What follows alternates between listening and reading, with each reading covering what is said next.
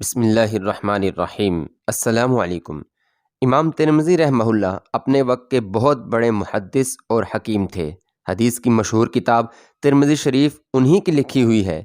اللہ رب العزت نے آپ کو اس قدر حسن دیا تھا کہ لوگ دیکھ کر فریفتہ ہو جاتے تھے۔ اس کے ساتھ ساتھ آپ کو باطنی حسن بھی دیا تھا۔ آپ عین جوانی کے عالم میں ایک دن اپنے مطب میں بیٹھے ہوئے تھے کہ ایک عورت اندر آئی۔ اس نے اپنا چہرہ کھول دیا۔ وہ عورت نہایت حسین و جمیل تھی۔ وہ آپ سے کہنے لگی کہ میں آپ کے حسن پر فریفتہ ہوں اور بہت دنوں سے موقع کی تلاش میں تھی۔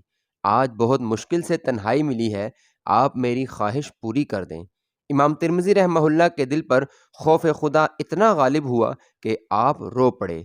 اتنا روئے کہ وہ عورت نادم ہو کر واپس چلی گئی اور آپ دیر تک روتے ہی رہے۔ اس واقعے کو مدت گزر گئی، آپ اس بات کو بھول بھی گئے اور جوانی سے بڑھاپے میں داخل ہو گئے، بال سفید ہو گئے۔ ایک دن مصلی پر بیٹھے تھے کہ دل میں خیال پیدا ہوا کہ اگر اس وقت اس عورت کی خواہش پوری کر دیتا تو کیا تھا، بعد میں توبہ کر لیتا۔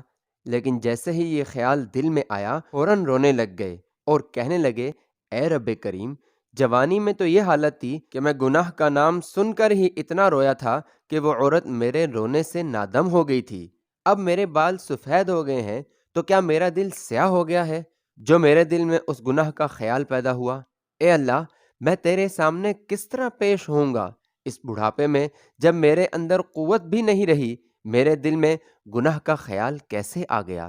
اسی حالت میں روتے روتے سو گئے۔ خواب میں نبی کریم صلی اللہ علیہ وسلم کی زیارت ہوئی۔ آپ صلی اللہ علیہ وسلم نے پوچھا کہ کیوں روتے ہو؟ عرض کیا، میرے محبوب، جب جوانی کا زمانہ تھا، قوت اور شہوت کا زور تھا، تب تو اللہ کا خوف اتنا تھا کہ گناہ کی بات سن کر ہی اللہ کے خوف سے رونے لگ گیا تھا۔ لیکن اب جب بال سفید ہو گئے، بڑھاپا آ گیا، تو دل اس قدر سیاہ ہو گیا کہ یہ خیال آیا کہ اس وقت خواہش پوری کر لیتا اور بعد میں توبہ کر لیتا۔ میں اس لیے پریشان ہوں۔